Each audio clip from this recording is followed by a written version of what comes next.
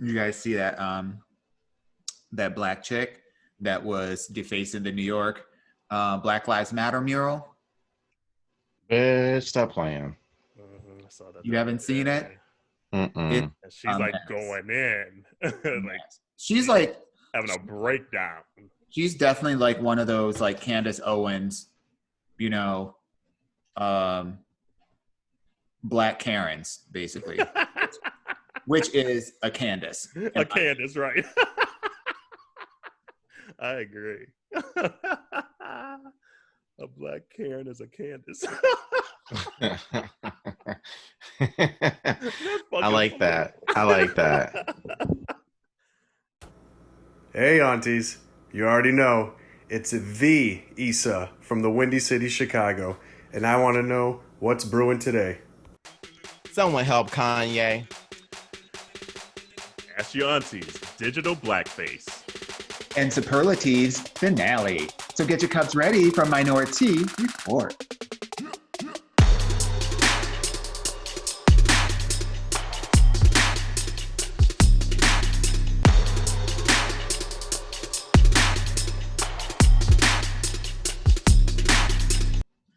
Yeah, so that we were all on beat on that one too again. Right? Hello. How you ladies doing today? Oh, it's her Friday at work anyway, so you know she ready. She good. I'm jealous. I'm in a much better place than I was last episode. Sorry, community, if my energy and my aura felt off through the episode. She was just going through some things, but she back. She back. She good. And I might be the one low in energy this week, but that's okay. Today feel like Thursday and I'm mad. Like, I'm not gonna lie, like it doesn't feel like it's Tuesday. It doesn't feel like we just had one day to work yesterday. Like, oh, how was it only Tuesday? And I mean, the community, y'all don't know, but we decided to record on Tuesday this week. And Dawon, do you have your headphones? I sure don't.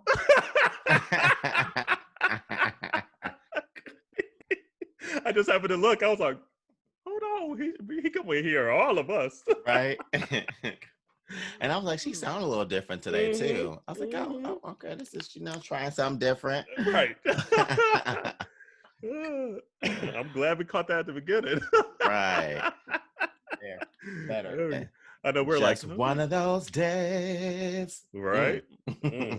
Speaking of Monica, it's her 25th anniversary of that song, of that album. Really? That's why you were listening to it yesterday. They've been blowing it up down here in Atlanta. I was like, damn, 25. I can't believe that's 25 years, yo. That's what I said. Then I was like, why was I listening to that at like 11? I was 7. What was I doing? Like, how I know the words to this? Seriously. Like, I was like, damn, hold on. It's like, I had to. We don't know no better. Our lives aren't like, like that decrepit and like knowledgeable about sex and stuff. I guess not. Being attached to it. And I guess even Monica though, she was only like 14 singing that damn song. 14, 15 years old. Look what Aaliyah was singing. Shoot, you right. Married to a whole damn man. A trash ass man. A trash ass man for real. Well, community. Hopefully you're doing well. Oh, that was an intro. That was an intro, right? It's like, well, damn. Well, subscribe nonetheless.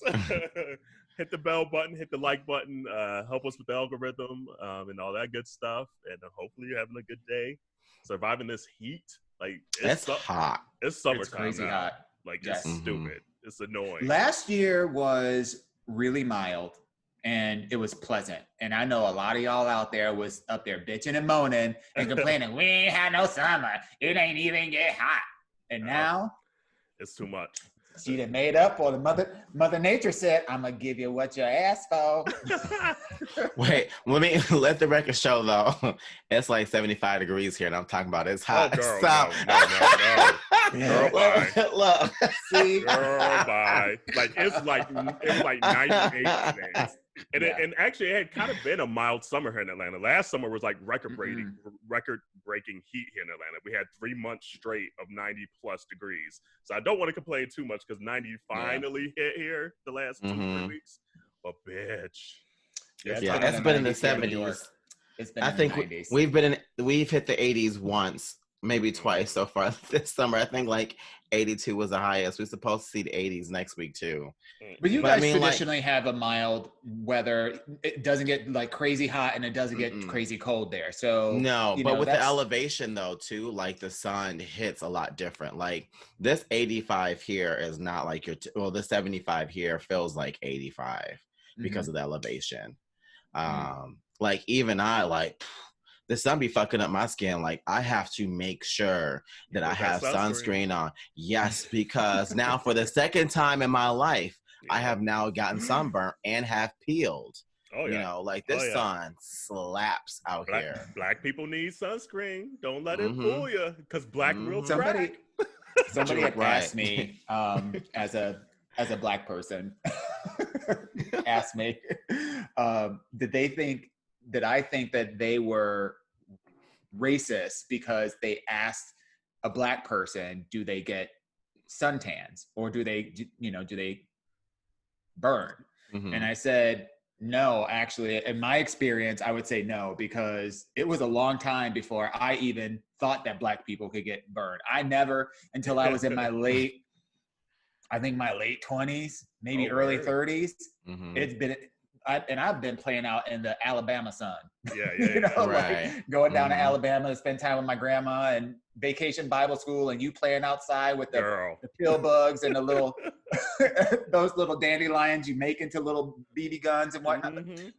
Out in the sun all day, every day, and never, ever, ever had a sunburn, never had any skin peeling off. But then when I hit about 29 or 32 or something like that, I saw like my skin peeling on my shoulder and it was like tender. I was like, what is this? What is this? Right? I said the same thing. I had a white woman the other day.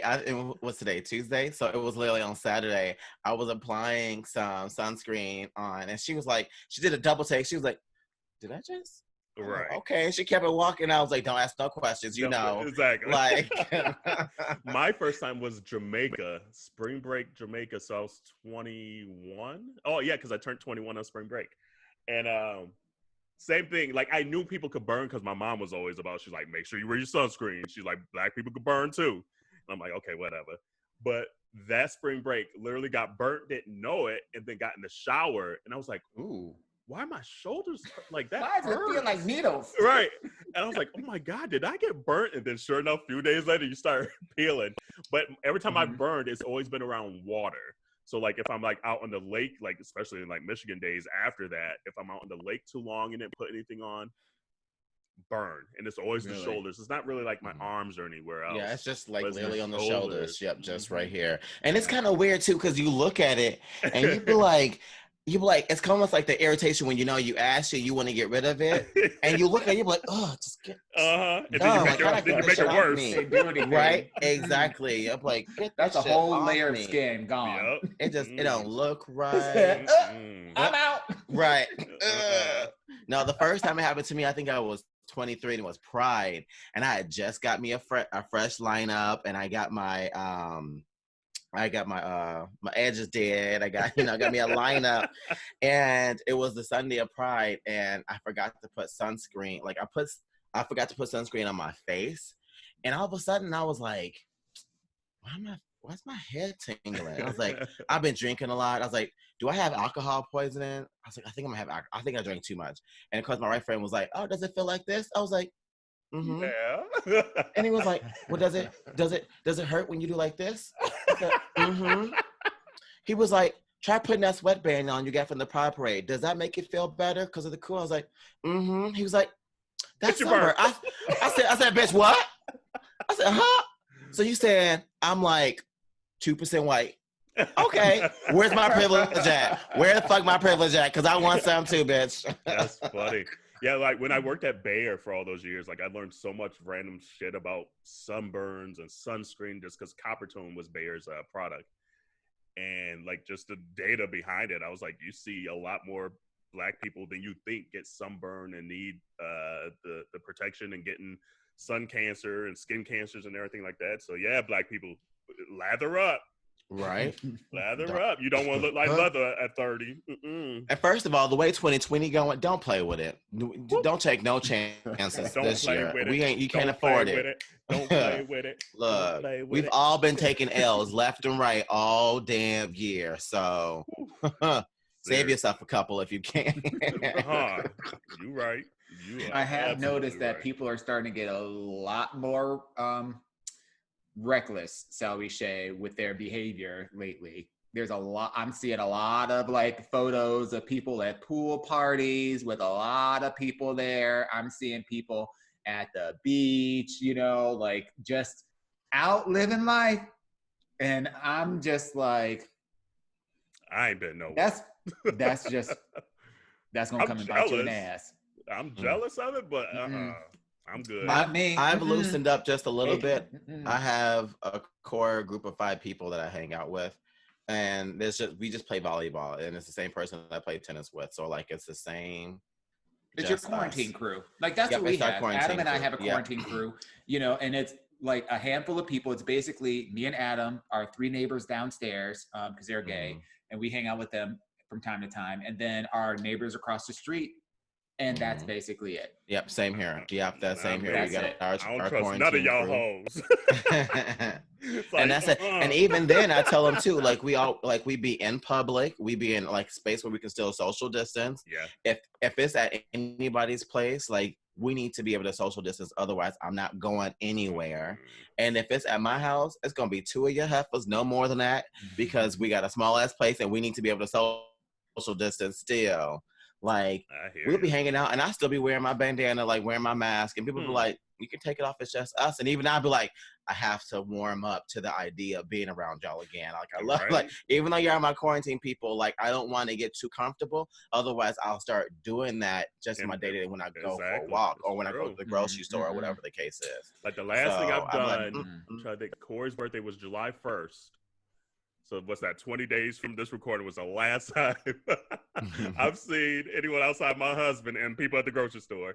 And that was just because it was his birthday. So he's like, okay, we got a couple friends that we know are diligent. Let's have them over for dinner for my birthday. I was like, oh no. But I was like, okay, I won't put up a fight. It's your birthday.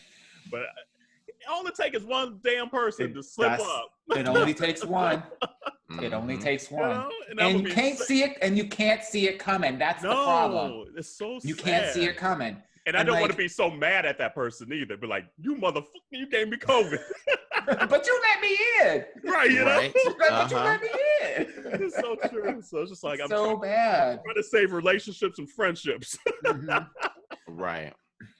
Adam and I went home to Indiana a couple weeks ago, and we stayed there for 2 weeks. And we spent time with family or whatever, but ever since we've been back, we haven't been spending time with hardly anybody.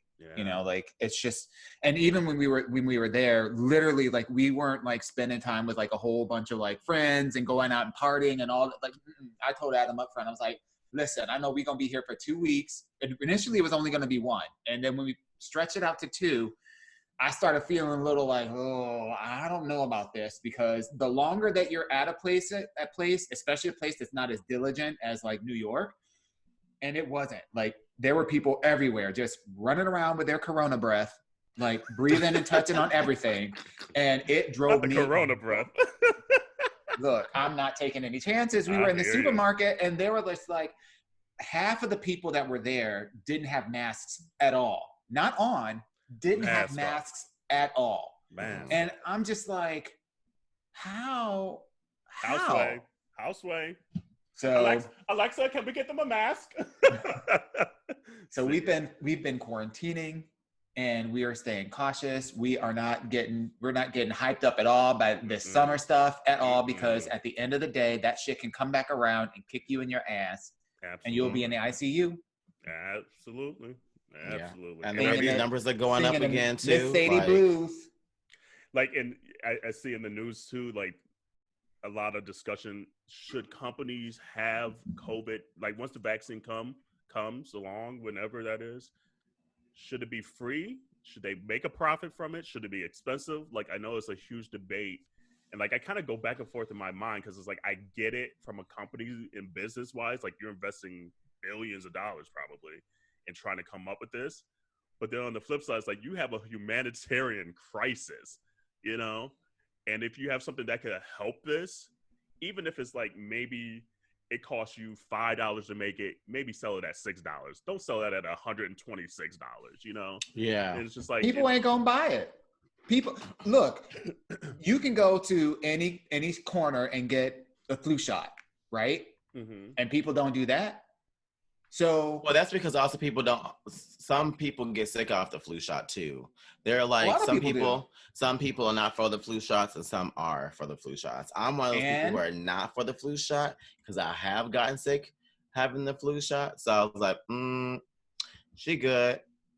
So do you think people still do the same thing with COVID then? I think they'll do the same thing. Really? I don't. And the only reason being is because if it can give people the opportunity to be around other people and not have to worry about quarantining and social distancing and staying their asses in the house, motherfuckers will do whatever they need to do so they can get back to their regular scheduled programming. And if that means they got to chuck up a few dollars of over the counter drug or a shot at CVS, there would be a Trader Joe line outside of CVS first thing that they come out. What tells me that that's not going to be the case is the fact that people are not using masks today. That's true too. People are not doing the things that there's like if we were just using masks, there's New Zealand. There was an article that just came out this past week that New Zealand has basically eradicated COVID from their entire island. Why? Because they took early action, right? Yeah. They don't have a vaccine, but our stupid asses, and I'm talking about the mass of the United States, like all the donkeys that are out there. No, like right. They're up there talking about, I can't breathe in this mask and you're violating my rights and all that kind of bullshit. That is true. It's the same damn thing. Like if all you got to do is put a mask on, and we wouldn't be in we would have been back. Theory. Right, we would have been back to work. I think that's because there's no end game. I think that's because there's so much unknown as far as how long. I think people just like are way more just stupid when it comes to it because they're like, well, how long are we gonna fucking do this? Oh, there's no end in sight. So they're probably more okay risking their lives if there's no insight. They're okay risking everybody else's lives because this is really about them being selfish. They're like, I don't care about you. As long as I don't get sick, I don't give a damn. That's how they act. And the more I sit here and think about it. I wouldn't even say I don't get sick. It's more that like I don't care if I get sick. And then they don't realize that they don't care about themselves. At the same time, they're not caring about other people. And that's where the double-edged sword comes in. And the more I think about it, I think I'm probably leaning towards Dawon just because even with like the measles, which is the most like easily caught disease on earth. Infectious, contagious. Then you got them groups of people saying, no, I don't want the measles shot. Oh, no. Anti-vaxxers. So I think actually now the more I sit here and think, you might be right, Dawon. I don't know, honestly. They're going to have to put that shit in our water. But see, right. But see, the different things about those illnesses, though, are the fact being that it didn't stop their day-to-day unless they got sick. Like, I think people, if this will allow for shit to open back up and they don't have to worry about wearing a mask, they have to worry about social distancing, they can go hug their parents, they can have physical touch, they can fuck and have sex. Like, if the vaccine can give them all of that, I guarantee you. Right, they're already doing all that. True, right. But again, if people can have a resemblance to what their life was pre-COVID, I can guarantee you, because our lives are completely different. No, I mean, also those people who are reckless, like y'all talking about, there are so many of us who aren't. Like y'all. No. Not me, my husband in this. Right. But should a company make money off of it then? I don't think a company should make money off of it, if I'm being honest. But I mean, it's America.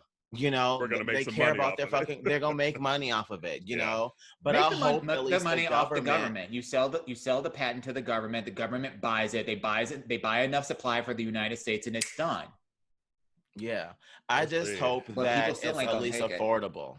I hope it's affordable. I hope so too. I mean, as long as it's affordable, I think that will determine whether or not people will take it. Right. If it's something ridiculous, then of course, hell no. Because And so many people already ain't working. So how they gonna pay for it? And I wonder if a lot of companies, kind of almost like the flu shot now, like a lot of companies buy it for their employees and, come down here to the lobby and get a free flu shot or whatever it may be. I wonder if it'll maybe go that route where, unfortunately, it's going to be part of the healthcare plan, which we already know what that is in this country. But I wonder if it's just going to be another way for insurance companies to make profits ultimately somehow, some way, than even say the company, But I can see Trump using this. I'm just trying to get through next week. You're telling me. I'm just saying. Like, oh my goodness. This last week continues to throw shit at us, like me and Corey, and I won't get into all the business on here at least until he's comfortable. But I'm like 2020. I saw a post. I saw a post of one of my favorite brands on Instagram, and it said, "Is 2020 over yet?" And it got me so hot because, and I understand the sentiment of it, because it's just like there's just a lot of shit that's been going on, and like, there's just a lot of shit going on, but it just reads so tone deaf to the struggle and the fight for equality that is happening right now. Like, I'm happy to put up with the goddamn dragonflies and the lava bees and the all the plagues, all the plagues that are the 21st century plagues that are coming our way. We're not dealing with just they had locusts. We got Bible days. We got we got killer bees. Right. Wu-Tang Clan, everything. I know. And I get it. Like, I get it that it's like exhausting, and it's just like, damn, can we catch a break? But at the same time, like, but for the fact that we didn't have all those other things, and but for the fact of Corona keeping our asses at home, I don't think that we would have the visibility on the Black Lives Matter movement and the Trans Lives Matter movement that we have right now. If it takes all that shit and a little more shit, because we know that shit's coming. We only halfway through the year. Like, I know there's pros and cons to all of it. Yeah. And it was just like, that just reads so tone deaf. Like, I get the sentiment, but you are a fucking fashion brand. Like, if you can't figure out a way to lean into social responsibility and not just and capitalize off of it. Right. Like, be smart and put some BLMs all over your page like everybody else, and capitalize like somebody that got some sense. But that just tells me they don't have enough Black people working there. Absolutely. That's what that tells me. I saw a meme that said, "I swear on December 31st, y'all asses better not say no fucking Happy New Year's. Y'all better scream Jumanji so we can get the fuck out this game." I lost it. I was like, I know that's right. Y'all better not say no damn Happy New Year. Get the fuck out this game. Oh, Lord. But, man, and then now, for the third straight week, we're talking about Kanye, which... Hold on, can we do something else before we get into Kanye? Oh, I know, yes, because we do have to thank Issa for bringing us in for the Eastro, and a happy birthday to our girl. Yay! Hey, Habibi! Happy birthday, Habibi! Happy birthday to you! Happy birthday! Yes, Issa. Yes, happy birthday, Mom. He said the Issa. I'm like, okay now. Ever since Issa Rae came around, he done got a little upset. Oh man, the Issa. But yeah, Kanye, like I feel bad because, again, and I've said this for years, Kanye just does not have anyone looking out for him. And he's the ones that he did, he has alienated. And he's so up in that Kardashian world now. They ain't looking out for his ass. And the only person that's looked out for his ass is Dave Chappelle, who is the fucking real one, because Dave Chappelle flew his ass out to Wyoming after he saw that shit. He's out there today as we're recording saying, let me check in on this dude because everyone else is going to call him crazy, which he might be, whatever, but no one is. Everyone's like dismissing him, like with the crazy, instead of saying, I think a lot of people have had enough. I think a lot of people that have been around him have just had enough. Absolutely. I've had enough. But even seriously, I look at the stuff, I'm like, you going after Harriet Tubman? Like, Houseway? But then another person. That was some leftover conversation he had with Candace Owen. We don't know where that comes from. Because we all know that Kanye ain't no Politico. He ain't no historian. He ain't doing no damn research. No. He grew up in the south side of Chicago. He ain't read about Black history. He had conversations with people and then I don't know, but his mom was like so Black, like historian and everything. And that's the crazy thing. This why I'm just like, ever since his mom passed, she was the only one who could talk something into him, saying, no, okay, you're a little off your rocker today, or you acting crazy. Hold on, let's back it up and check. Everyone has to have someone in their life that checks them and also prays for them, to be honest with you. And I don't think he has anyone that does that. And I so love that, even as it wouldn't have been me, I can't check up on Kanye. If that was my, it's too much right now. But I love seeing Dave Chappelle because he knows how it is when the public turns on you, thinking you're a crazy person, turning down 50 million, going to Africa, all this stuff, and how that world changes the perception of you. And ever since then, he's always been the one to stand up and check on somebody. So everybody need a friend like that. Everybody need a friend or a homeboy or an acquaintance that be like, I don't care how stupid you acting. Hold on, I'm about to come and check on you and check your ass. I'm gonna tell you what's up.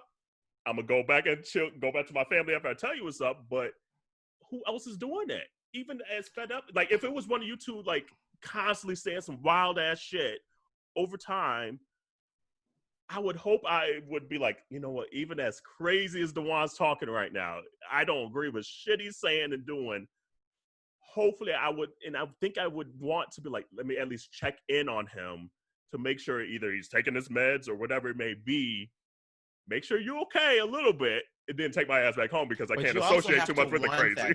You also have to be willing to accept that, and I think that's the issue. I kind of agree with Dawon. I think that the people that he had around him that he didn't alienate are just fed up, because at some point you're talking to a damn wall. Mm-hmm. At least like with their example with us, at least because we respect each other and we love each other, I would take the time to at least listen and appreciate the effort of you saying something to me. And then that would make me want to listen to the actual words that you're saying to me, which then would make me think, okay, now I need to also think about what that means to me and how I'm going to relate that to me. But it's a two-way street, For sure. And so I don't think it's that he hasn't had people. I just don't think he has been in the place to actually see that he's actually receiving it. And he probably don't even think he's wrong. So he doesn't even, so for him, everyone's just like, this is just bullshit. This is bullshit. And that just goes, again, back to the whole importance of mental health. Like, you have to have a therapist. You got to talk about it. You got to get this shit out. And you have to be able to be subjective to your own opinions as well, because we could be our own worst enemies. Yeah, I think what we're witnessing is, poor mental health at its, almost at its breaking point. And this isn't like a secret. Obviously Kanye has been battling with, emotional, health issues and mental health issues. He needs to get him a Jada. Bipolarism. And I can't, I'm not a doctor, so I can't diagnose him or whatever, but clearly there's something that's going on that's beyond his capacity right now to discern between acceptable behavior, non-acceptable behavior. And then when you layer on celebrity on top of all of that, that's a lot. And I think there's, obviously like not the right people around him, clearly, because if this is the way that he's acting in public, that part, how is he acting, behind the closed doors? Yeah. You know what I'm saying? Like, it's not like you just all of a sudden you walk outside your house and you just start, throwing your hands up, like you just don't, you act that way at home, where you feel the most comfortable.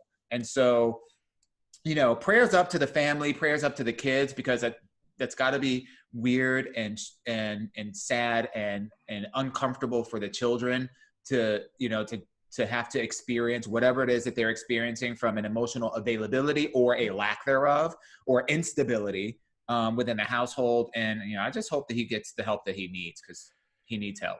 And shout out to Dave Chappelle. Like, the only person especially of that stature, you know, that doesn't care to be seen helping. Maybe some people are reaching out behind the scenes. Chappelle's like, whatever, call me crazy if you want to too, but at least I'm gonna do something in my power and feel good about what I can contribute to, even if he receives it or not receives it.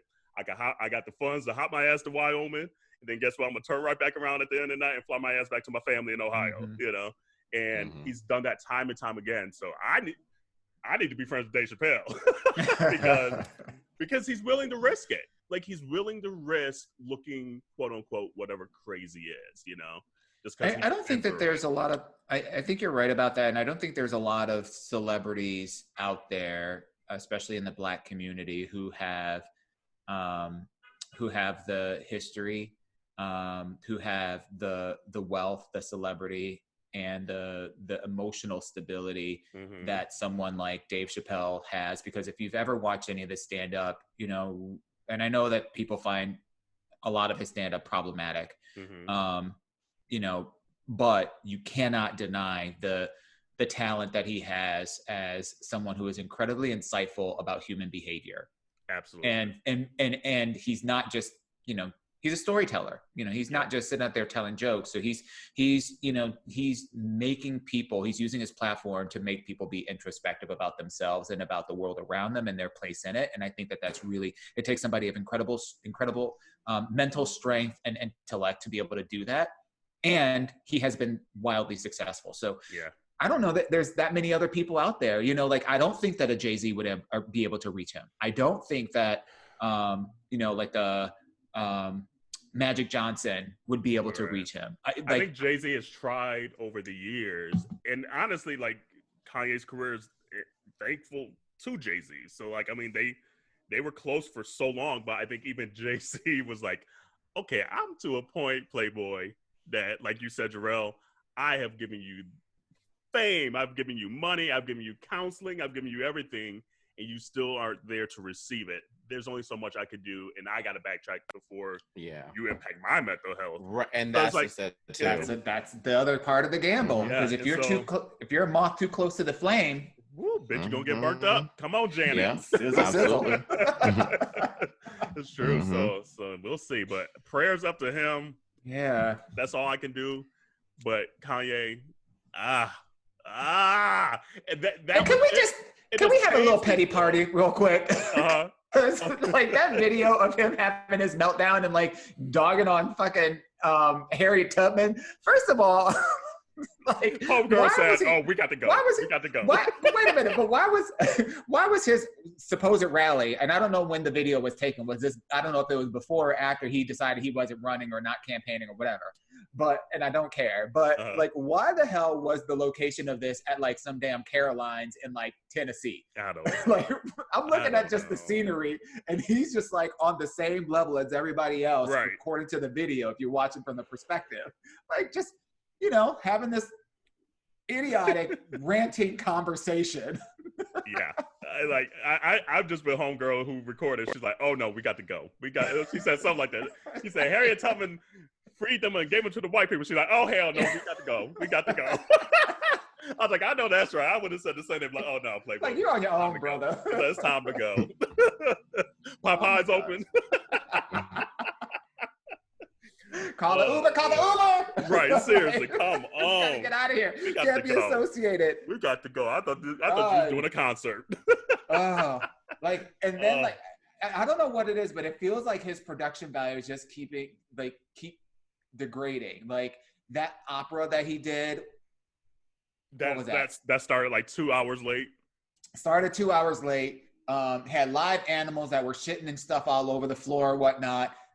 They got halfway through it, and then people kept forgetting. Wait, when was this? This was like maybe Christmas time. I think it was. Yeah, it was like towards the latter part of last year or the beginning of this year, if I'm remembering. I feel like it was around the holidays. It was around Christmas, maybe. Yeah.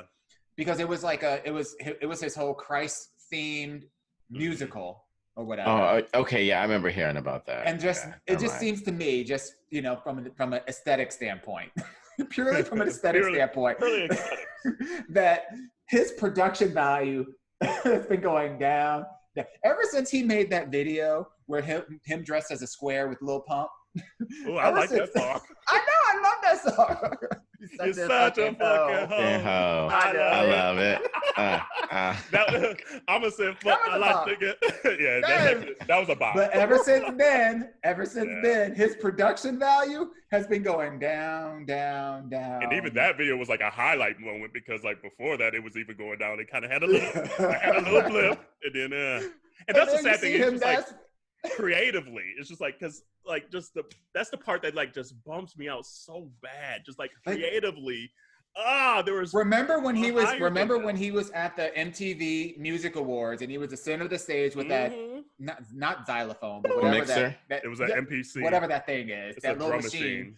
Yes, and that was just it was like so iconic and creative, and it was like in my opinion like the pinnacle of like his creativity and him really leaning into it, and it just seems like he just hit a curb and he went down the wrong street. All the great minds like that find a way, like maybe the creativity is just too much for their mind to handle. Because everyone, like the Michaels, the Andy Warhols, just like these minds, these geniuses, quote unquote, they just hit a point where they can't handle it, unfortunately. It's all encompassing that they're being, I don't know. But anyway, that's enough about Kanye, but it's just Thank you. Good. Yeah, because she was down with Kanye. She's been down with Kanye for some years. But I feel like Dawon, when we talk about sports, I was like, can we move on? I forced my little 2 cents out. I don't got no more. I got no more. Rest in peace to John Lewis, by the way, as well. Yeah. Golly, that's an icon. Woo. Oh, it's gonna make me tear up. He didn't put in work. He done so much for people. Like work. Talk about work. Just leaving a footprint and just absolutely. I mean, so much of what we're able to do, like this man has credit. Like he's in the credits. He may not alone, but he and the list of the credits. He in there.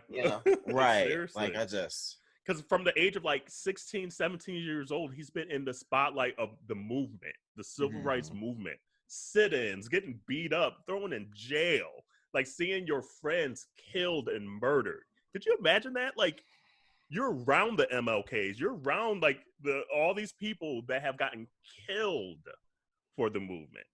And here you are making it to 80 years old. The stuff you've seen, the conversations you've had, the movements you've led. Rest in power. Absolutely. You did well. You did well. Right. Yeah. Like if I could just do a sliver of that, I'm good. I'm good. I'm good.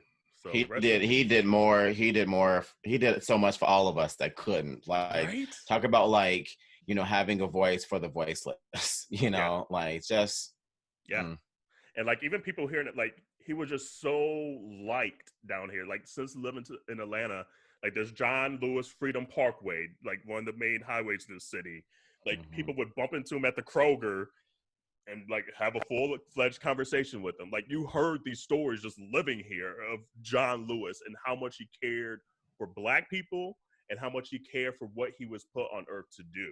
Like it's incredible. Like no one has a bad word about this human being, So, it's gonna make me cry. So anyway, rest in peace to John Lewis, and Nicki Minaj is with congratulations. Baby. Yeah, I knew that because when she came out with that little. I thought it was not cute. Yes, but when she was sitting there and she looked like she had the coloring done, the skin coloring done, and I was like, I looked at her stomach, I was like, I seen it. I was she had the underwear a little higher too. Yes, I was like, it's over the belly button, and I know this because that's how I hide my stomach too. I'll pull up my shorts and my pants and go above my belly button, so the top half looks a little bit. Create a new waistline. Look, okay, I do. Ain't no shame. So I peeped that game real quick, and I told Fiznick that too. So then when I saw that she was pregnant, I was like, Fizz, didn't I call it? I was like, look. So congrats to her because that's all she's wanted. She's been saying that for the last few years. She's like, I want to be pregnant. I'm gonna give this rap thing up for a while so I can have a family, and she manifested it. So hey, congrats to you, Nicki. We'll see what kind of rhyme she come out with this baby because Jay always came up with them little ill lines about blue and the babies. So we'll see what kind of little line she comes up for her kid. But you know she gonna give us a ballad. Oh, because she does love a song. She does Yeah. like to sing. Mm-hmm. Right. You know she gonna give us, you know, some, what was that song? Yeah. And it's always got that little artist, and it's always not quite right. Mm-hmm. Like you're just like, Look, as long as it's not some grand piano ballad, I'm gonna be okay. Lord. Yeah, I'm with you. I can't. I fast forward through all them slow songs. All them Nicki singing songs. All like same them. here. All of them. If she's not like literally spitting because she's rapping so fast, I don't want to hear it. Right. I just don't. I'm done. Like even the Chun-Li song. Chun-Li was my shit. But then the second she started singing, I was like, get out of here with that. Like all we want to do is pop our booties. Come on now. Just give the people what we want. I'm made to fly. I'm like, ooh, Nicki. Ooh, okay. That's all right. Lord. And then the week this episode comes out, hold on. Yeah. This Friday, community. This Friday. Man. The Queen is back. Black is King this weekend. I can't wait. Let me tell you. See, this is one of those moments I live for being on the West Coast because you know she's gonna drop that shit at midnight East Coast time because that's how Disney do that shit. Yep. So I'm gonna be up at 10 p.m. over here in Seattle, Washington, like, Elvis. Oh, even 9 o'clock because you're 3 hours, so you 3 hours, earlier. 9 o'clock, bitch. Yeah, see, look. Lucky you. I'm gonna be struggling. Trying to keep these eyes open. Well, at least it's that's Friday, right?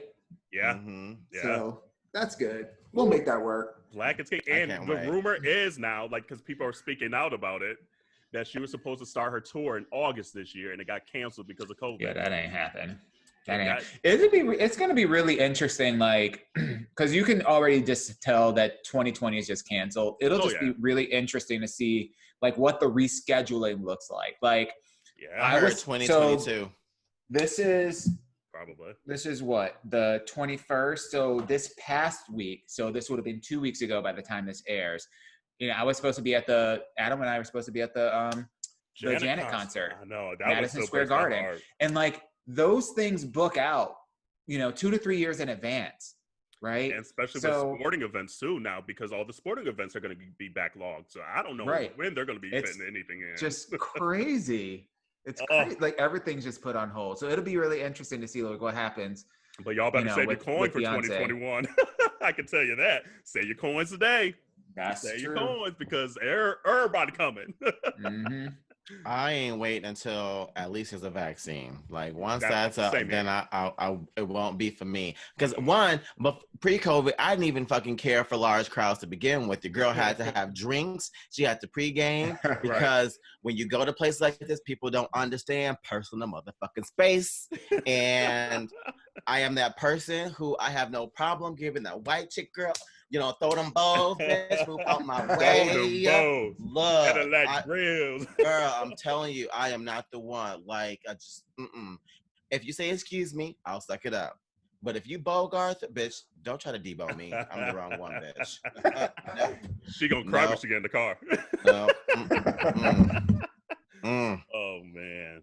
Yeah, 2021 is gonna be it. But all right, what time is it? I think it's that time. Okay, let's get there, girl. Might as well. 43 minutes in. Might as well. Here we go.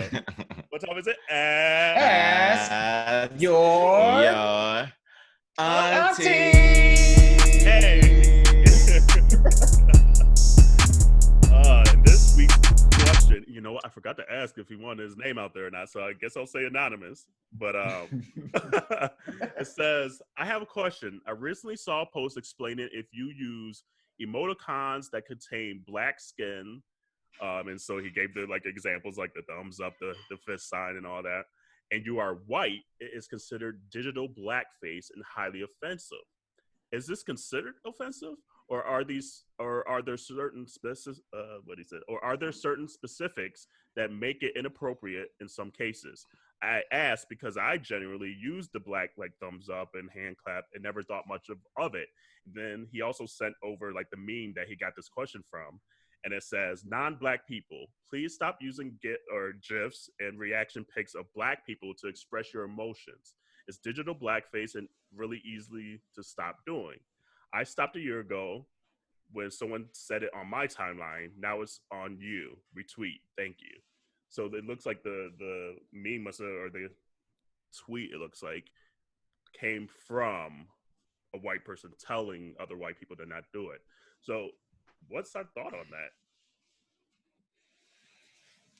that? I can already tell by Jarrell's face. I've never thought about it personally. Like I never took it offensively, and I guess I always go back to intent. Like you could kind of tell a person's intent of doing something if it's trying to be a caricature of someone, or it's just part of the conversation, or you're supporting the Black race and all that stuff. So I don't think I care unless the intent is to do ill. But I've never thought about a digital blackface like that before. I mean, yeah. I mean, I have, just because of colorism within our own community. That's you know, true. so when the colors, you know, the different skin tones came out, like for me, it was just one of those things like, okay, cool. Like, where do I fall in this scale? You know, because also like I feel like I'm like in the middle where like I'm not super dark, you know, so I don't feel like I can use necessarily the darker one. Mm-hmm. You know, I'm the one right before it, and I feel like the one that's in the middle is like more team light skin, more like Native American, Mm-hmm. Latino representation, you know. So, you know, like, so I don't know, like, I mean, that's just kind of how I saw them. Like, I always saw them as, you know, matching the skin tone that fits who you are as a person, you know, kind of like you said, a character, you know. Mm-hmm.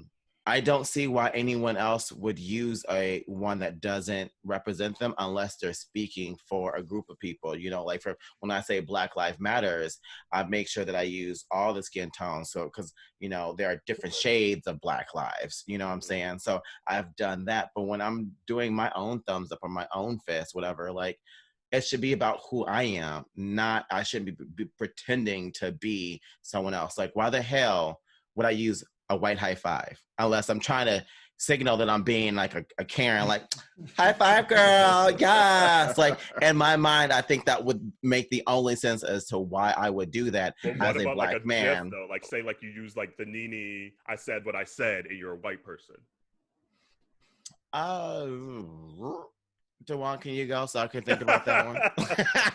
Yeah, I honestly think that we're too early in the curve to have a universal point of view. My personal perspective is that I'm not offended by it, and so I think, you know, if someone were to, you know, come to me and say something that I did was offensive to them, then that's information I can use with them. Right. But I think we're so early in the curve of defining what is socially acceptable, you know, that right now, in my view, this seems like an outlier. Right. And I don't say that to diminish, you know, this person's perspective or other people who feel that way, but I'm just giving my point of view because the question is asked to me, and I'm not offended by it, you know. And I also think that, you know, we can liken this to other conversations, you know, where, you know, there are parts of the community that feel, you know, like certain kinds of language is offensive to white. Some people cool with white people saying it, and some people aren't. I was gonna say though. trans language, you know, that I personally don't find offensive, but because the trans community finds that that terminology or that language use offensive, you know, I've adopted that. So I say that because that is something coming from the trans community at large. That has been a consistent statement that says, you know, we want our, you know, our gender to be respected, our sexual identity respected. We want certain language to not be used, etc. And so I respect that. This to me feels a little bit more like an outlier, you know, because I don't see a lot of Black people in my conversations having this kind of experience and saying that, oh, I am offended by this, and therefore, you know, white people shouldn't do it. I take more offense to like these little TikTok videos where you have like, you know, somebody whose entire Instagram, and I'm not on TikTok, but I see the videos on Instagram where like all the things that they do are all from Black people, but you white. So they're, you know, they're popping their necks and they're doing this and they're doing all the affectation or whatever. And you're making a, you know, I don't want to say a mockery, but you are, you're leveraging the Black experience and, you know, Black culture for your personal benefit. There's another word for that and I can't find it right now. Appropriated. That's what I was looking for. You know, I find more offense to that than I do about an emoji that someone puts up, you know, in a context of a text or whatever that's of a different skin color. Yeah. I think I still agree. Like, even kind of talking it out now, I just personally don't take offense to that. Like, if like I had a white friend that sent like a thumbs up that was Black, I probably would have been like, oh, why'd you send a Black? Maybe, you know, maybe I asked that, but I wouldn't take it as a mockery of melanin, you know, and per se. And it is what it is. And even before there was colors, we always sent the white ones. Obviously, it was the yellow ones. They were yellow. Yeah, they are yellow. Were yellow. Whatever. Like, obviously, it was the only choice we had. But yeah, I don't feel like it's a mockery of us. I don't feel like it's an appropriation of us, unless it's in a context where you read it and then you're like, hold on, okay, I know where you're going. I feel that intent of what you're trying to do. Then that's when you kind of go in and be like, nope, not today, boo-boo, kind of thing. But like when somebody uses the clown face. Right. You know. Right. It's like, okay, you trying it today. Tried it, right. Right. And you're going to have several seats. Right. Or you get a seat thrown at you. No, but yeah, I this is the first time I've heard of it. And like you said, I have never had this kind of conversation with my Black friends or people of color friends saying, oh, I don't know why my white friend sent me a darker fist or a darker hand clap or something like that. So I think it would, I think it would bother me. And I say that because there's no reason to. There's literally no reason to. There's no reason for a white person to use the Black skin tones, because the point of those emojis are to represent the individual that is sending the message. So why are you using a skin tone that's not you, other than to show or other than to point out something of someone else racially? Like, it makes no sense to use it. Maybe it's just their way of showing solidarity. I don't know. You don't need to do they don't need to do this. They don't need to do it. It's not for them. Like the fist, that's only one of the emojis, you know. Maybe that one, but the hand clap, I don't know. I personally, but even for hand clap, if you white, you gotta, it's white. Like, if you white, like, why? I don't know. But and that's the point. Like, and that's why it would offend me, because there literally isn't a reason. So why do it? Right. I don't know. All I'm saying is, if you want to use I heard it with me, you. No, not you. I'm not talking to you. I'm talking to the person put in. If you send it to me, I'm okay. If you send it to Jarrell, you might get punched in your throat. Right. You know who's gonna be mad at this conversation, though? You know who's gonna be mad at this conversation? Who's that? Rachel Zoladal. Shut up. I'm surprised she has not popped up. Dolezal. I'm surprised she hasn't popped up. But back to like the GIFs and like the I said what I said, or like Portia has a bunch out there. Like, are you upset with that if they sent that? I don't necessarily get upset about that, because it's one of those public things where they're just sending a little clip to add emphasis to their yeah, exactly. Like for instance, like if someone sends me nee, I said what I said, I know exactly the tone in which they're delivering the message.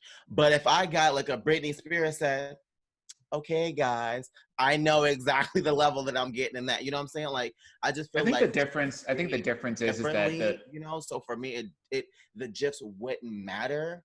So, but I know, like what Dawon said earlier, like if you're appropriating, that's where I draw the line for sure. I think the difference is that, and what I'm getting from what you're articulating, because I feel the same way, is that when you're using like a GIF, that is more a representation of a mood. It's not like you know, this is a physical representation of me. You know what I mean? Because like, I would love to just use, you know, like, what's his name? Titus Andromedon. I would love to use his memes for everything, but they don't exist for everything, you know? So like, I feel like GIFs are a little bit different because they represent a mood, a spirit, a conversation, or whatever. It represents an idea versus, you know, the emoticons are, you know, representing you. Yeah. In a very, very specific kind of way. Like, I agree. I don't understand why, like, I never have ever used any of the white skin-toned emoticons with the except expression when I'm like saying you and me are doing this, or this is for you, and it's a picture of you. Like that context matters, but like I would never like if look, if I ever send you an emoticon that's got white skin, that's when you know, Carell, I need you to pull up. Come over to the house because the girl Dawon is not well. I will hop that first flight. I got you, girl. That's my tell. That's how you know. Yeah. Exactly. She got the white prayer hands. She got the white girl doing this. She got the white girl doing this. Like, there ain't no reason. That's fun. And speaking of like emoticons, so anyway, thank you for that question for sending. I don't know if you got the full answer you needed, and maybe we need some a follow-up as to why you decide to use those versus your own skin tone, because obviously the person that sent this is a white person. So provide maybe some clarity for us to understand. Is it you just trying to show solidarity? Is it because whatever it may be? That way we can shine light, because this is honestly something that seems kind of new. And like Dawon said, it might be something that's new in the digital world that as time goes on might become a little more offensive because the intent and the tone changes, the shifts. So I don't know. I mean, if they be listening, Garris did send the Ask Your Aunties a few episodes ago talking about, you know, when white people like on TikTok are appropriate, and he lists a couple of those Instagram followers too. Yeah. Like, it's a thing, and people need to be paying attention. And I don't think there's a way for it to be like, well, this is the Black answer. I think, like you guys, for some people it matters, and for some people it don't. Right. And better to not do it, so that way you know that you're not offending anyone. Yeah. What I appreciate about this particular Ask Your Auntie question is that it's fostering the conversation. You know, like I said, I think we're a little bit early in the what is the right answer to this particular question phase, right? Because again, you know, I don't think any one of us, you know, as Black men have encountered this personally. So it's great that we have a platform that can raise things like this and can foster dialogue, really effective and constructive dialogue about, you know, things like appropriation. What does that mean, and how is it interpreted, and what is, you know, all of these things that come out of it. So I appreciate the fact that the question is being asked, and even though we don't have like a definitive answer to say this is what it needs to be going forward, you know, I think we continue the dialogue and continue to explore, like, you know, making sure that we're double checking ourselves to make sure that whatever it is that we're putting out there not only kind of like makes sense in terms of our intention for ourselves, but perception is 9/10 of the law. And so having a critical eye of what you're putting out there and how it's perceived by others is never a bad thing. Yeah, it's definitely a good question. So thank you for bringing it up. Community, we need some more Ask Your Aunties. You know, the queue's starting to actually finally get a little lower. So please send them whatever's going on in your quarantine life, your family life. Obviously, election season's coming up, so we do have a few more of those that we'll get to that we kind of been pushing off. Oh my goodness. Because we knew there was going to be a long-ass year for election, and that was even pre-COVID, so we didn't know how long. We've been sparing y'all, is what Carell's trying to say. Absolutely. More importantly, we've been sparing ourselves, because absolutely. Like, we've been looking at this stuff like, oh, do we really want to talk about this? Because it'd be. I mean, to be fair, community, I have not been ready. I've been ready. Look, I'm ready to read Biden and everybody. Like, I just can't have another 2016. My mind is like on election all the time. I don't get sick or tired of talking about it. I don't get sick of hearing about it. I just even posted about the census again yesterday on my Facebook, because it's just important. And the same to you, community. If you're listening, you ain't did your census, do your census. And register to please, vote. Please. And by the way, ask your aunties, AYA@minorityReport.com, or DM us your questions. Either way works for us. Text us if you know us personally, whatever it may be. But send us some questions. We enjoy talking about it. You guys always follow up and send us little messages like, "Oh, I like that topic," or whatever it may be. So continue to send that to us. And y'all can send us the nasty ones and be anonymous. You know, I think the last probably 5 Ask Your Aunties have been anonymous. Some have gotten a little juicy, and we have a couple little kinky ones that are in the vault that we'll be pulling out over the next couple of. No pun intended. Oh boy.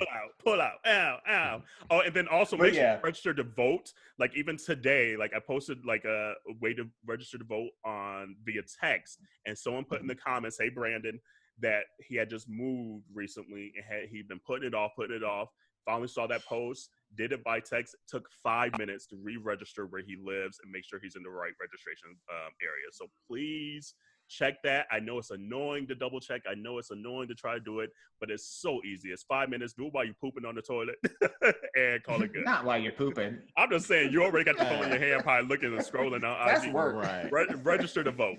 Trying to concentrate and then type your email address and birth date and all that. Right. You know, I don't be in the bathroom long. When I gotta go, I think if you said it before, I go. Like I'm not in there longer than like 5 minutes. If that. I'm like I get that ooh, and but it's a time. I feel that, and it's the same for me. I'm not usually in there for long, but and however, she busy when she in there. She's not just like looking at the wallpaper. You know, she like, okay, let's go. Sorry, that was a little graphic, but that's all right. It is what it is. This grown folk talk. It sure is. And speaking of grown folk talk, for several weeks here, we've been saying we're going to do this. And we get to talking, and at the end of the episode, we're like, damn, we've been promising this for like 2 months. So we're finally going to finish up some of these superlatives that you guys sent us for our year anniversary. So if you've been waiting back and in haven't April, heard it, girl. These are pre-COVID questions. They are, because none of them talk about COVID. That is so Good funny. Lord. That is so true. We're going to have to start using, like, in history books, they're going to have to start using, like, you know, PC and AC. And get rid of Christ. And they're like, okay, what were you doing before COVID? Girl, so and true. After COVID. It is a true statement. Let's see here. What's going to be the first one that we kick off here? And since we were just talking about the bathroom, who's most likely to be at home? And I guess we don't have cards this episode. I don't know what I did with my cards from that one episode, but we'll just say, we'll just yell it out, maybe. Most likely to be at home alone and use the bathroom with the door closed.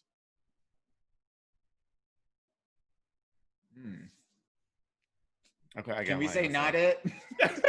Right? If you're home alone with the door closed, right? Who would that be? I would say Jarrell.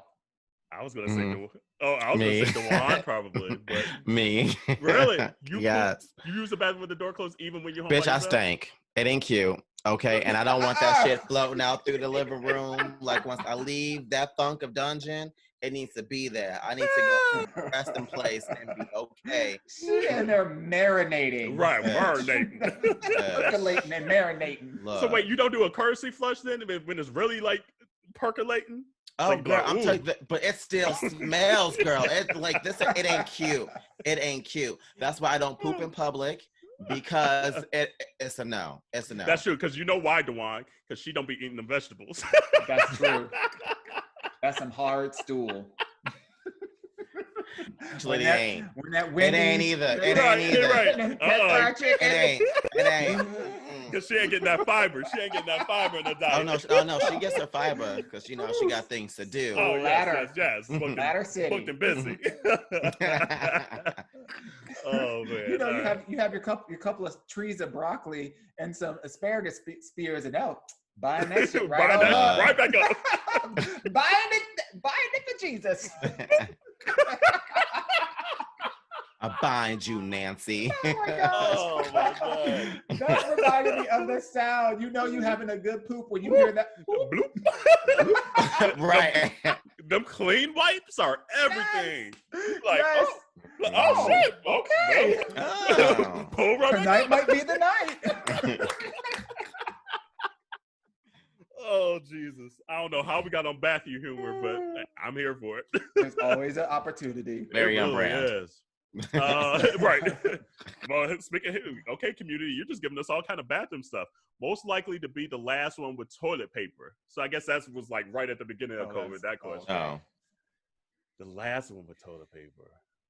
Okay. Wouldn't be me. 1, 2, 3. I'm going to say Dawon. I was going to say Carell. Girl, I was the one hoarding it. That's why you be the one, the last one with it. You know, yes. Oh, yes, yes, for sure. Man. Yes, yes. I took it as the one that would like only have one roll left. For some reason, that was weird how it correlated. Yeah. Okay, so who out of the three of us would run out of toilet paper? Me. Yeah. Really? I think mine would last pretty long. Yeah, I'm not gonna run out. I can tell you that. I'll tell you. Like, let me tell you, when I have to use a toilet tissue, it's a look. This one got a PhD in toiletry. Like, she got a whole process. She got to shut down the streets. I gotta get my Barbie hair ready because so it don't fall off. She probably got those stirrups that come from underneath the toilet. That come up and like. Oh my God! Do you use wet wipes at all, or like the wipes? So I don't use the wipes. No. I run out too fast, so I'll be like, yeah. So I just go to Costco and buy the big old 36 pack size. Sure right. do, oh my goodness. And call it a wrap. I know that's right. We honestly don't use a lot of toilet paper. Like, for example, when COVID hit, I think we had like 6 like jumbo rolls, and those lasted maybe 2.5 months. Yeah. I want to say. Okay. Yeah. That is good. Like I think I used like maybe 4 or 6 sheets, and that's it. Oh, per poop? Uh-huh. Yeah. Wow. That's it. Nah, bitch. I scroll that shit and touch the flow. That's my everyday measurement. Touch the flow. Okay, that's pull too it up. much. And I snap, and I have to double roll it, and she's good. And that's just the first wipe. Then you got to do it again for the second wipe. To go the other direction. Yes, bitch. Yes. You got to rub front to back and back to front. How many squares do you use? This is a real exercise in anthropology. Tell us more. I don't know. Let me think about it. Let's see. I know. Like, I'm trying to think. I'm trying to measure now. I literally use like, I think there'd be a good 8 or 9. And there'd be a good 8 or 9. And then that's it. Wow. There'll be a good 8 or 9 at least, sometimes even 12. And then sometimes you get them sloppy poops. Let's be all the way real. When you wipe bitch, like, look, for real. Now, I've had a few of those. I've had a few of those that have been let me hop more my than ass 6 in the sheets. shower. That part. Seriously, like, you know what? Let me just go and get in the shower. Those are those poops where it's like it's a struggle to get to the bathroom, and then your booty sweat before you even get there. So you pull your pants down, and it's just like this line of like sweat. Right. Like, okay, those are being washed, and then I'm gonna take care of this, and then I'm gonna hop my ass in the shower. The worst is when you struggle so much when you pooping and you get up and there's like butt sweat because you've been on the toilet struggling, and your body has just been like trying to get the shit out, and your body's like pushing out the sweat and everything. My body is a wonderland. See, this is why I said it's probably not a good idea or practical idea for somebody to be, trying to like register to vote while they're on the toilet. That's true. That is true. You got to concentrate. But damn, I mean, that's a lot of toilet paper, Jarrell. I'm in between the two. Like, it's definitely not like the 4 squares. Like, I don't know how you do that. Like, I think I use 3 squares. I'm trying to picture it now. I don't even know. It's such like. But I bet you Dawon buys like the heavy duty, comfy, good shit. Yeah, of course. Like that. I'm Charmin King because my hiney clean. She be using the extra Charmin. She uses Charmin Extra Strong in the red with called the red. Called it. Yes. I knew exactly what pack is. It's not between that. This is not single ply because if she has to go to the bathroom in the public, it might be a couple more. But and normally the Costco stuff is the single ply stuff. Like the Costco stuff, like isn't like that really good stuff. Yeah. So That's that's why mine be so That's why much. you Rapunzeling your Yes. Yes, bitch, she is. Rapunzel. That's on your toilet paper. Oh, Lord Jesus. Okay, let's see here. What's one food, and I can't remember if we might have had variation of this question over time. I can't remember, but we'll say it again. What's one food as a Black person people would be surprised that you don't eat? Oh. I think mine would be like okra. Okra be kind of slimy if you don't prepare it right. I don't care for okra either. I don't care for black-eyed peas or potato salad. Oh, that is my favorite. I could eat black-eyed peas and rice. Girl, with some ham every in meal, it. every day, for the rest of my life. For the rest of my life. Actually, Fizz and I just bought some a week ago, and I'm gonna make him some. There you go. Yeah, I think mine would be okra, or it'd be like pumpkin pie. I don't like pumpkin pie. But is that a Black food? Yeah. No. Or excuse me, sweet potato pie. Okay, I was about to say. Okay, sweet potato pie. Yeah, sweet potato pie. Right. Sweet potato I love pie. me some sweet potato pie. Me too. I don't think there's any Black food, any food that a Black person, like there's not a lot of food that I don't like. Yeah. There's not. I've never had chitlins in my life, so I would say probably that. Okay. Just because I've never had them. Right. Not for everybody. They're not for everybody. And let's see. There's like literally like three food items that I don't like.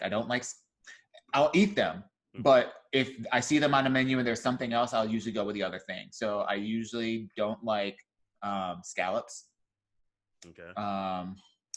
And I don't like mushrooms. I mean, I cook with mushrooms a lot, but like Adam loves mushrooms. Like, is it a Black people thing though? No. I'm just saying these are just three things. Okay, like out of all the food that exists in the world, those are the few things. Oh, she only got three? Oh, go ahead, girl. Good for you. Yeah. Bitch, my list is long as that toilet paper, okay? Let me tell you. I know that's right. Okay, this is another one. That last one was from Smithy. And I should have been probably naming all the other ones. Sorry. This one is also from Smithy. It says, before you were aunties or niece teas, what would have been your drink as kids as a youth? Was it like red Kool-Aid, etc.? What was your drink of your youth? What was my drink? Lemonade. Yeah. That was mine. Fresh lemonade. Made with the lemons, a little bit of sugar, a little bit of water. That's it. Ice that bad boy up. We did drink a lot of Kool-Aid, I will say that. But I went through a phase where I just loved cherry Coke. Like cherry Coke was like that shit for me. I was like, ooh. And Sprite, and even Sprite to this day, I do love a Sprite. So I would say those three. I think mine was like Sunkissed. I love Sunkissed. That's a good. Like that was that was my little orange. So long. I know that was my, and then throwback. I used to love those Fruitopia drinks too. Bitch, like that right. Oh yeah, Fruitopia used to be the shit, bitch. That strawberry. Yeah, strawberry lemon or something. Passion. Oh, bitch. That used to hit. That used to hit, you bitch. right. Oh, look. Right. Lunchtime in high school, go to the cafeteria. Bitch, get your Fruitopia. Right. I forgot about Fruitopia. I had to look that up. I had to look that up. I was like, I don't know what that is. Fruitopia was that shit. I didn't like anything that looked artificial. I didn't like orange. I didn't like grape. I didn't like, no. I did have a moment too where I loved some Snapple. Like now that Fruitopia's kind of got me thinking even more now. I used to love the kiwi strawberry Snapple and the red apple Snapple. Wow, this is shit I literally haven't even thought about. And then Fanta, Fanta was another because I used to love the orange Fanta, and I love the grape Fanta. Okay. Yeah. Don't you want the Fanta? The only like we would have, we did like a lot of juices in our house, so we didn't have like a lot of soda all the time. So we did like a lot of like Minute Maid, fruit punch, or whatever. But I liked fresh lemonade. If I did have to pick like Chardonnay soda, even at a young age. Okay. I mean, if I had to pick, I would probably pick like either root beer or like A&W root beer or like cream soda. Only because for me, it was an acquired taste. I ended up teaching myself to like things that my siblings and my cousins didn't like because I would always have more. So when they were like clamoring after like the, you know, like, I don't know, whatever was red or whatever that was orange or whatever that was purple, you know, or, you know, Pepsi or Coke or whatever, we would always have, because you have old people that buy the cream soda and root beer, and we would always have these left over. So I just taught myself to like those. Yeah. And I had as much as I wanted. That's funny. You like black licorice too, don't you? No. That's okay. You do. That's right. Okay. Yeah. Oh, and then Faygo Red Pop. I'm tripping. Like, I'm just thinking now. I'm really thinking. I used to like Faygo Red Pop and Faygo Pineapple Orange Pop. And that's like a Michigan thing. Ooh, Tahitian Treat was the shit too. I was never a big one. Like, it was nice, that. I loved it. I'm just thinking about my teeth falling out with all that sugar. Girl. Oh my God. And mind you, like, this is the only time I would do sugar because, again, even as a kid, I didn't like a lot of candy. No. But like, my siblings used to hate when it was my turn to make Kool-Aid because they're like, "Oh, why you make this white people shit? Where does sugar at?" Like, they would always add more sugar because I was always like, "No, this is too much. This is too sweet." But this year, go get a Tahitian treat. Bitch. But I would. But I think it was just straight up syrup. Right, your tongue all red. That's not even a drink. That is like straight up syrup. But the thing is, I'm thinking, but I only had these though. I wouldn't go and buy these. I only had these because we were like at the black barbecues, you know, at the family get-togethers. Like these were like, they were always there, and so I loved them there. But it wasn't something I went and actually bought up myself. But if we were at grandma's and, you know, we got the family over for 4th of July weekend, that Tahitian treat was the first thing I get because that was Okay. That's funny. Okay. Let's see here. Oh, well, this is kind of a deep one. Maybe we save this one for the entity. Oh, well, we'll do it. What's the biggest thing over the last year, and maybe even during COVID now, that the aunties have learned about themselves and each other? Man, over the last year, let me think. That Jarrell likes Rapunzel toilet paper. Right? That his doo-doo process, right, his doo-doo process it's really involved. What have I learned? That was a revelation. Right. That was a whole revelation. About myself, I would say the one thing I've learned about myself this year, even in like the last week or so, that I can handle some shit. Like, I can have my initial maybe like freak out moment, but then I'm already in like plan mode. Okay, what's the game plan? What am I going to do? How am I going to figure this out? How am I going to get this done? And I've always known that about myself. But this year, there's been, even the last year, from like unemployment to like now, between like having to reschedule a wedding to now, I could take some shit on. So maybe that's something that even has, maybe I've learned even more so, that like, have your freak out moment, but you're going to figure this shit out. And that's kind of freeing to know going forward, maybe. I don't know. I think for me, it would be, I need to start making more time for my dreams. I find that I procrastinate my needs, or I put off what I need, and the things that I want, to make time for other people to check in and make sure everyone's doing okay. But I don't do a good job at doing that for myself. And so, especially now during COVID, you know, with us not being able to do much, it's allowed me to sit down and like, okay, guess what? Instead of going and, you know, playing volleyball or playing dodgeball or going to the gym or, you know, hanging out with such and such or traveling here and here, like, I finally get the time to sit down for myself and make a plan as far as what Jarrell wants in 5 years, what did Jarrell want for 40 years, what does Jarrell want this year, etc. And it's been really helpful for me to realign my priorities in life. And so I've learned that more about myself this last year. So, yeah. I think for me, it's been more about, I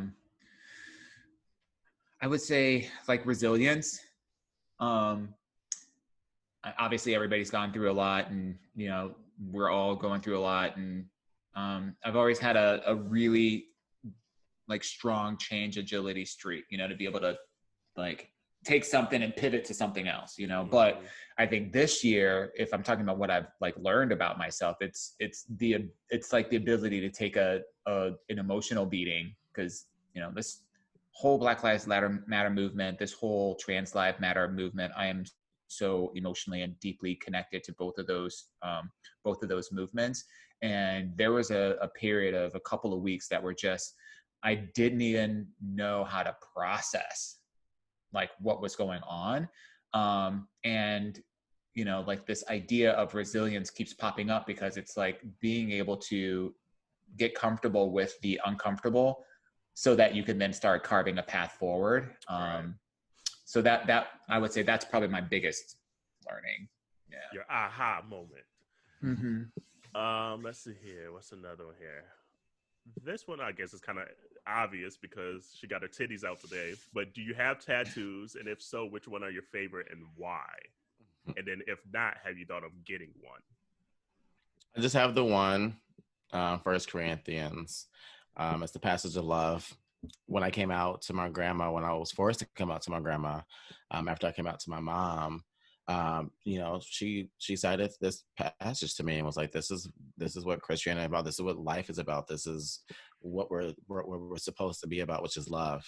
And I've always taken that with me, as far as like also how I talk, how I treat others. That's something that's just my grandma's always instilled in me, even when I was a young boy, just to, love each other and etc. So it's my only tattoo. I want more, but it's just too expensive. I got other things to do with my coins. So unless someone trying to sponsor my next tattoo out there, let me know. She's like, I'm a canvas. Call me Mona Lisa. No, I mean within reason, because the next one I want, because I'm a part of the Beehive, and so I do want like a little like a hive of like hexagons, or is it hexagons? No, what's the hexagon? Mm-hmm. Yeah, hive of hexagons on my thigh. So, okay. Yeah. Get some thighs on, so your short's gonna be extra short. You know it. You're gonna have the Mary J. Blige thighs. She's gonna be twerking so hard them hexagons I'm turning into triangles. Look, this is gonna be like a rhombus, okay? What about you, Rel? What do you got? You got any tattoos? I don't have any tattoos, no. Would you ever get any tattoos? I don't know what I would enjoy to have on my body for the rest of time, honestly. And the only thing that consistently would be something music related, but even then, I don't know what it would look like. So probably not. I don't know. Mm-hmm. I go back and forth sometimes. Sometimes I'm like, ooh, I want a sleeve and this and that. And then I'm like, okay, what am I don't even know if I like anything that much to have a full sleeve of. So I don't know. I think for the longest time, it's just interesting between me and my brother. Like, I'm 7 years older than my brother, and how, maybe lax isn't the word, but how much my parents have changed between my brother and I. Because me growing up, they were like adamant about tattoos and things like that, not doing it, because my dad has a big one on his arm. He's like, it was the dumbest thing I've ever done. And so that he always like instilled that in us. And then here comes my brother. So I go off to college and everything. My brother, I think, got his tattoo either right at 18 or maybe even a little before 18. And my parents were like, okay, whatever, go and get it, kind of thing. I'm like, hold on, what happened to the dumbest thing I've never done in my life and all this stuff? And here come my brother getting, I remember when I got my ears pierced. Like, I got my ears pierced spring break senior year, or I wanted to. I called home on spring break. Dad, sorry about to tell this story. I called, and my dad is not a yeller at all. Like, he doesn't yell at all, but he yelled at me this time. I call home and I'm like, yeah, I'm down. Like, I'm on spring break, and some of the friends, they were going to get their ears pierced. I was like, oh, I'm going to get my ears pierced too. And he's like, what? Are you on drugs? I'm like, what? He's like, I've never heard you ever say you want to get your ears pierced. That was elite. And then you go down on spring break and now you want to get your ears. Like, he was lit. And so he's like, if you really want to get your ears pierced that bad, I'll pay for it when you come home then. Because I literally think he thought I was on something that out the blue said I want to get my ears pierced. So Carell, being stubborn at time, the second I got home, I was like, I'll get my ears pierced. And to this day, still have both my ears pierced from then. But other than that, no, there's no tattoo or anything that I don't know. My mom did the same thing to my sister. I was 25 when I got this tattoo. I was 25. My sister had already had 2 kids by then, okay? 2 kids, and she'd already have 4 tattoos. And my mom was still like, don't you do it. Don't disrupt your body. And I was like, what is wrong with you? So sure enough, I got my tattoo, and I hid it from my mom. I'm 25 years old, and was still hiding my tattoo from my mama. And then I forgot, like, it was probably like a month later, and it was hot, because shout out to Jake in Chicago, because Jake took me to get my first tattoo. I got it in Chicago. But like, that was May, and then it was June, and it was so hot, and I forgot I had a tank top on. And my mom was like, "What? You have a tattoo?" And I was like, "Oh yeah, sure do." A tattoo last night. Then when she realized she had no choice, it was a done deal. She was like, "Okay, it's a wrap. What's done is done." Do you have any, Dawon? None. Never had my ears pierced. Don't have a tattoo. Did you ever want to or think about it? I've thought about it. And I find them, you know, obviously attractive on other people, and, you know, it's a really great way to express yourself. There hasn't been something that has been so important to me that I want to have it like permanently marked on my body. So, and I've thought long and hard about like, oh, well, I would, you know, could do this and I could do that. But there was nothing like, after I sat with it for a little while, I was like, no, I don't want that on my body, or no, that's not how I feel, or whatever. And for a while, I really wanted some kind of like sleeve action, but that was before everybody, because I like started watching these like Japanese, like these old like Japanese like tattoo documentaries or whatever of like full body art. And I thought, oh, it'd be great to have like just a beautiful scene on like some kind of artistic thing or whatever, on, you know, both of my arms going across my back and down the other arm.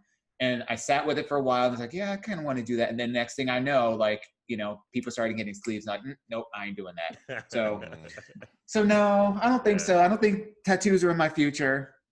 If we ever get to a place where you can get like a semi-permanent tattoo, you know, like one that like lasts for like a year, but then it dissolves away. I would do something like that. I probably would do something like that too. See, for me too, like, I also had a fear of tattoos because I was just like, ugh, I don't want to be that old person and my skin look all wrinkly, you know, like, you know, I was just like, ugh, I didn't want tattoos to look like that for me. Yeah. And on top of that too, like, as a Black man too, like, tattoos look different on our skin, and I learned you just can't go anywhere. Black folks just can't go anywhere to get a tattoo.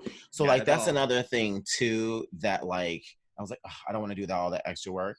But my friend Gordon out here in Seattle, hey Gordon, he is a beautiful chocolate man with these beautiful ass, with these beautiful tattoos, and he has inspired me to get these tattoos, because I'm like, oh, this brother looks so good with these tattoos. So he got it out there? Like, there's a he got like, I think he's just got his 3rd one out here like a week or 2 ago.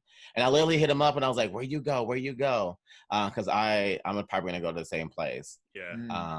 But yeah, like, he has inspired me, because I was like, okay, cool. Like, he knows where to go. He's done it the right way, because they look great on him.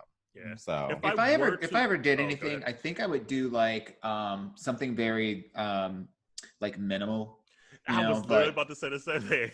Yeah, I would do like maybe like a ring around like my lower thigh, upper knee area, like just a line that goes around that part of the leg, or like maybe like a line that goes like from here all the way down to like my pointer finger or something, just like a line, like something like that. That's more symbolic and more artistic than, you know, like a scene, or because I don't want to put like, I'm not putting like, you know, devils and angels in people's faces and, you know, like words and stuff I'm not connected too much to those. I would want something that feels a little bit more like timeless. Yeah, the only thing I would do is I would maybe get something like here that's small, like a single music note, or like a single music note, or something like.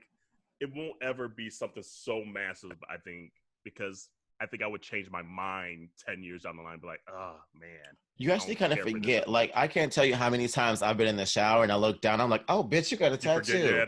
Like, yeah, like, I honestly, you like, once it happens and you're like, oh, yeah, like, after that first year, it's something you forget. Mm-hmm. And that's how people end up getting the bug, because you're like, oh, I missed that excitement of being like, oh, shit, bitch, okay, look at you. Because I would totally do a sleeve, too, like, at least a half sleeve. I would totally. I always find it interesting, like, also placement, like, just aesthetically, where people place certain things, because, like, there'll be somebody, like,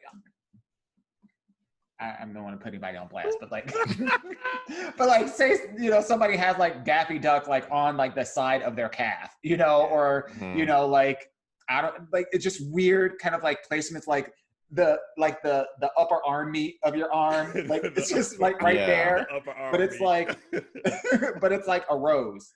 Yeah. It just, I don't, and it's not for me because it's not my body, but like, I would want something that was more like, I don't know, like almost like a harken back to something more ancient, you know, like that's like Native American / you know, Indies, something, you know, like that, but like super minimal. Biz and I have actually thought about getting matching tattoos. We wanted to do I'm never doing that. So I told Corey that. Corey said, you want to get a matching tattoo? Bitch, no. So we wanted to get matching tattoos, but it wouldn't be like a name or number or anything like that. We wanted to get something like with like triangles, something artistic. And so it'd be one triangle, and then on the other side, like there'd be like another triangle peeking behind it. So kind of symbolize like us as a couple, and then like you could draw other lines in it to like add like our family to it. So when we had kids, we'd add like another line to it. So then that way, like you have like the family in it, you know? So, and again, it's something that have no names or birthdays, so you don't know who it's for, whatever, in case you know, things don't work out, whatever, you know? So it's just, you know, we thought about doing something meaningful like that, like come like a 10-year anniversary or something like that. Yeah. All right, let's see here. And I guess we'll do this as the last one. This was from Michael Munoz. Hey, Michael. Hey, Michael. And this was, oh, man, all three of his were crazy. So maybe we combine them. The first one says, most likely to shove food up in them in these desperate times. Carell. It would have to be Carell, because it sure as hell ain't gonna be Miss Struggle Bus on the toilet. And you know, it ain't gonna be me. I don't know. It sounds like it's gonna be Michael Munoz on that one.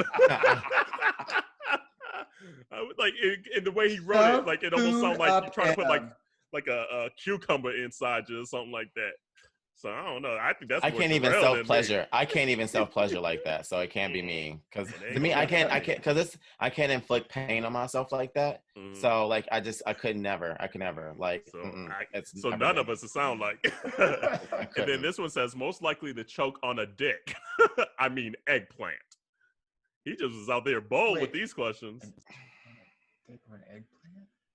I'm sure. Choke on a dick. I mean, it depends on how you mean that. Like somebody that would be a hoe, like so much into their hoeing, you know, that they're just trying to get the biggest dick they can, and then they choke on it. That's one way. I mean, I think it might be me, because you know, go for gold, Gabby. Okay. Why not? Go for gold, Gabby. And wait, what episode were you saying? My oral skills, meh.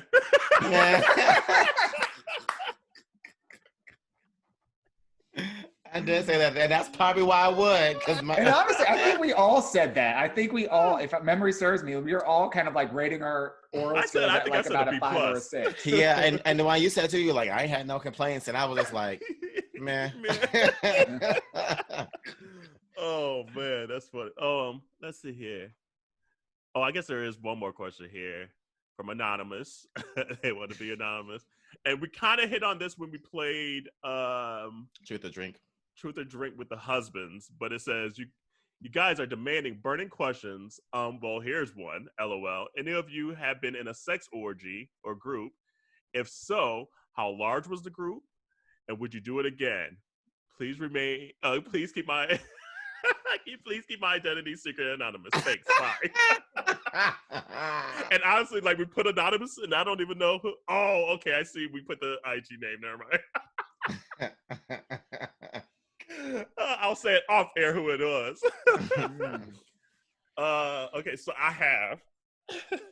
It's been a long. Well, what's time. considered an orgy though? I think 4 more, right?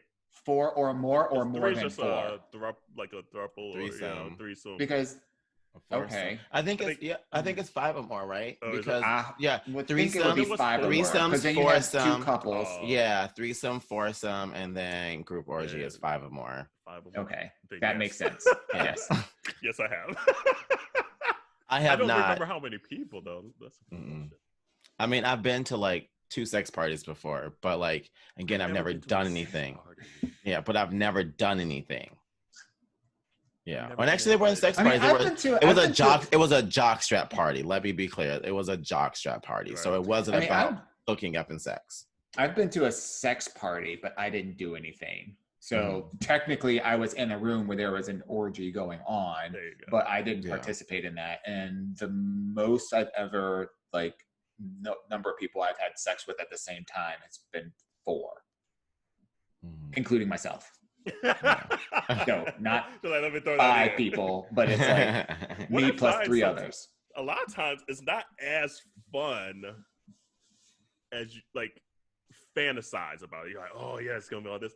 Because a lot of times, it's just like people get either watching or you don't have a connection with maybe a person, you know. And you might like this one person, but then sometimes it's just like too much, you know. And this is like speaking of old days. No, we don't know. Forever. Oh, that's true.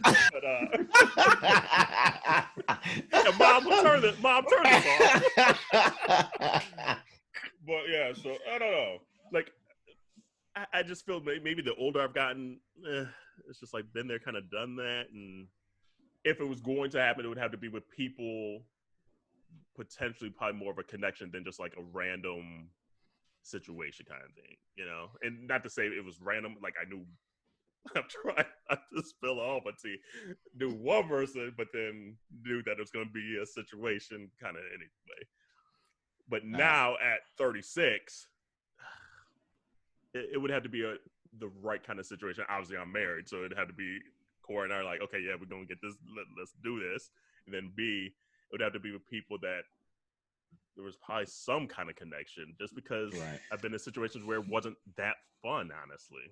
Is that something that, like, with you and Corey, do you think that if the situation presented itself, that you guys would collectively or separately decide that you would be okay with participating in that? Right. In that. Like orgy, like if it was like a bunch of people, probably not. Like I don't think he would be that comfortable if it was just a bunch of people. But like if it was like maybe like another couple or something like that, or like a threesome, I think so. Let me tell you, y'all would be down to AunTea if it was us, okay? Like, y'all would be down to AunTea if it was me and Fiznik, because Fiznik ain't having that shit. Bitch. Jerome would be MIA. Bitch, okay? Look, I'll be sending you the white clapping emoji, okay? Talking about, come get me.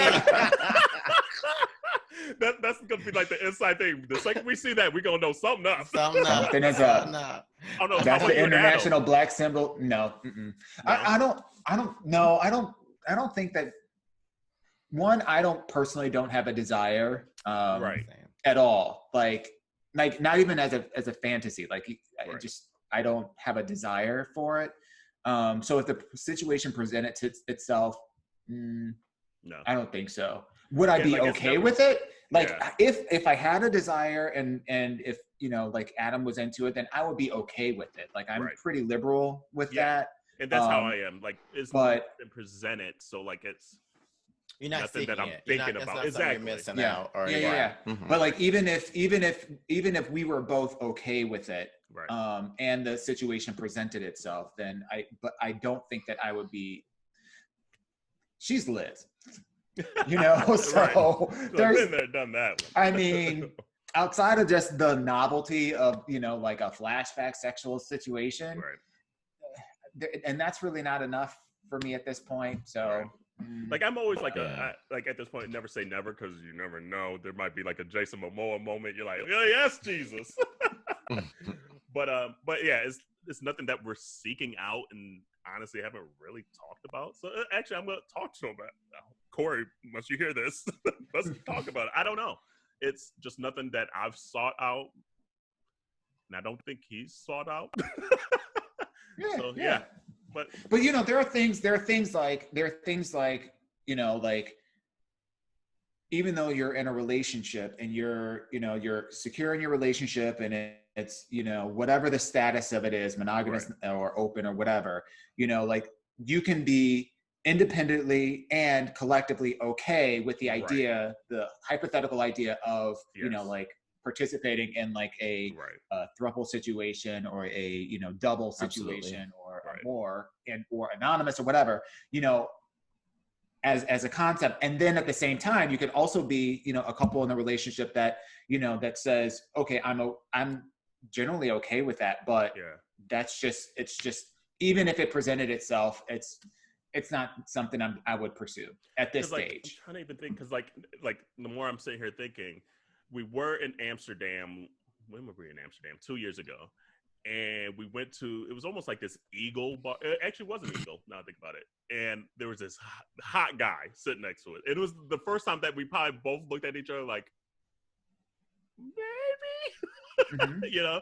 Because he was like just eyeing both of us. And we're like, okay, we haven't been in this kind of situation in like this kind of setting where it's the Eagle. You know what the Eagle is. And so like he kind of like goes to this room, like this downstairs room. And we're like, okay, clearly he's trying to lure us in. So we're like, okay, let's see where this goes. Like, we were both like, Corey was like, do you just want to see where it goes? I was like, I don't care. He's cute as shit. Let's see. And so we go down there, and he was trying to lure us in, but then there was like all these other guys that thought he was hot too, that like followed him in and everything like that. And he was getting annoyed. Like, you saw he was like literally getting upset. And Corey and I looked at each other, we're like, whatever. And so we went back up, finished our drinks, and kind of left kind of thing. So that's probably the closest moment that I could recall where we were both like, when in Rome or when in Amsterdam, I guess, you know. But it's not something that like every day we're like, oh, let's hop on an app or let's hop wherever and find a third person or fourth person, whatever it may be kind of thing. So. And to each their own. I mean, like I know plenty of people who are, you know, they're open. You know, and it works for some people and some people don't, you know, and it's all right. You know, it's for some of us, we just don't care. Like my relationship is enough. Like maintaining my relationship, you know, like a relationship in general takes a lot of work. The last thing I need is thinking about a third person when I already have my partner to think about and my own feelings to think about. No. Too many people. Someone got to go. I don't think I would. Prayer hands. I think, right. Honestly, it would probably almost have to literally be another couple, because like and it's not to say that I wouldn't do a throuple or whatever, like, but it's just like you just said, it's so much work to be in a fucking relationship that I couldn't even imagine trying to invest more time into another human being on that level. You know. Yeah. So it wouldn't be just because I like a prude or whatever. Cool, sounds like fun to me, but in reality, I don't know if I have the emotional bandwidth, honestly, to add another human being. But I say that now today, but who knows? I guess this is the follow-up to Ask Your Auntie we had a few months ago. But y'all remember the Ask Your Auntie about like the couple and the one was kind of liking the other guy? Oh, yeah. So they're a throuple now. Oh, and it's working? Yeah, and it's working. So, I'm not mad at it. I mean, it happens. I mean, some people, you know, they struggle at first and then they find a way to make it work, you know, like, and hey, if it works, power to it, you know, right? Exactly. Yeah. Get your life. Get it. And I mean, like, hey, Corey, if you listen to this and you got somebody on the side that's interested, I mean, I'm open-minded, bitch. No. She said, we holding auditions. You hear me? It's like after Corona. Right. That's a true statement. You know, way up in COVID. But community, thank you for sending those questions in. Sorry that it took us a while to get to them. but we got well, to. you know, good things come to those who wait. Exactly. Yeah. But I don't know. I think that was everything we wanted to talk about, ain't it? Oh, I feel like. Oh no! Shout out to AunTea Maxine for checking on that brother. She said I saw him get pulled over, so I had to make sure he was okay. Okay, I saw that video and I was like, "Come on, AunTea!" Like that's a whole mood. That made me so happy to see. You know, and just hearing the dialogue between the person that was recording and her, and you're like, "Oh, you okay? Oh, no, I'm good." You know, right. okay now. Take care. It was such a cultural moment. It like, really was. Yeah. It was like I felt it in my soul. I was like, "Oh, that's us." Yes, yeah. I was like, it's like, "Hey, AunTea Maxine." Like, you okay? Yeah, I'm good. You know, she said they were going to try to give me a ticket because I was in the park, but I was like, "That's all right. I'm gonna be right here so I can see you." I loved it. Yes. I was so here for it. So, yes. Shout out to AunTea Maxine. Someone also from the community, from a follow-up to we were talking about Biden and the Black agenda, had also mentioned, even outside of Kamala, Stacey Abrams would be a good pick. We're here for all the Black women that is on the list. We just happen to call out Kamala, but we're here for whomever is going to help the Black agenda once he gets elected. So that was the point of that conversation. So root for everybody Black. So community, thanks for rocking with us. In the next couple episodes, we got a couple more tricks up our sleeves. So make sure you stay tuned for the next few episodes. Some surprises. Yes, ma'am. And I think that's it. We'll see you next week. Yeah, have a good one, guys.